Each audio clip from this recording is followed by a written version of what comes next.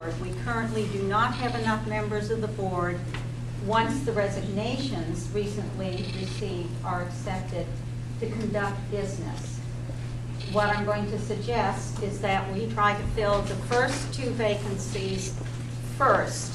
Rules of order quorum, one by one, accept the recent resignations and then vote to fill that one. Then accept the next one and vote to fill that one. Does that make sense to the people here? No. No? No. Okay, does someone have something else they wish to say? I have plenty to say. This is Bob Hodgson, folks. Well, there's many things been said already that I disagree with. First of all, the bylaws that she spoke to are very silent as to who chairs the membership meeting. The bylaws talk about who chairs or who is the president of the board of trustees, but it's very silent about who chairs. I'm here, and first of all, I thank you all for coming. I think it's a great tribute to the Highland County Historical Society to have you here to show your interest. I would assume your interest is here because of what you have indeed been reading in the paper. I know I was certainly surprised, and as I looked at it, I said, surely that can't be right. The point is, I found that it is right, and it's very accurate and just facts, not opinions. I'm waiting for the editorial, but haven't come yet with that. To this point, all just facts. I think it's pretty sick right now when I see what's happening. I see people that are being dismissed. I see people who not only being dismissed, but people who are resigning. People are just starting and find out and say, my, I can't be a part of that. So we're sick.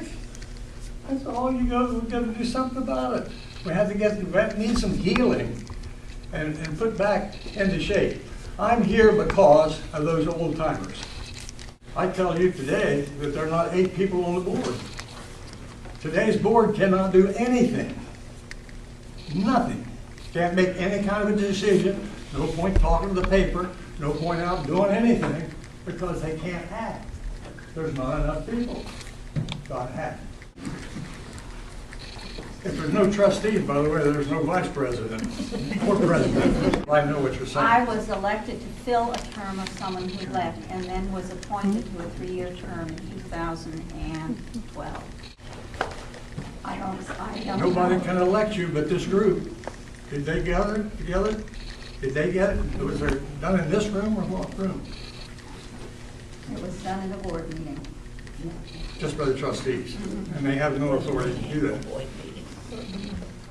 I move that we immediately terminate the remaining members of the Board of Trustees, the Director, and all committee members in current positions of the Highland County Historical Society, and that Jean Wallace be appointed as General Manager of the museum without compensation, except for documented personal expenses, to conduct routine business for the Society until a new board can be elected at the annual business meeting of the Highland County Historical Society in October 2013.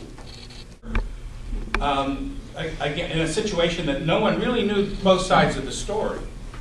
Now, because we valued the museum and the changes that have been taking place there, the action had to be taken.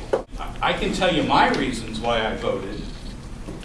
The former president engaged in activities that were illegal under federal law that put the society at risk. We discovered some, I would say, credit card irregularities or some transactions that were very questionable in a former director's care.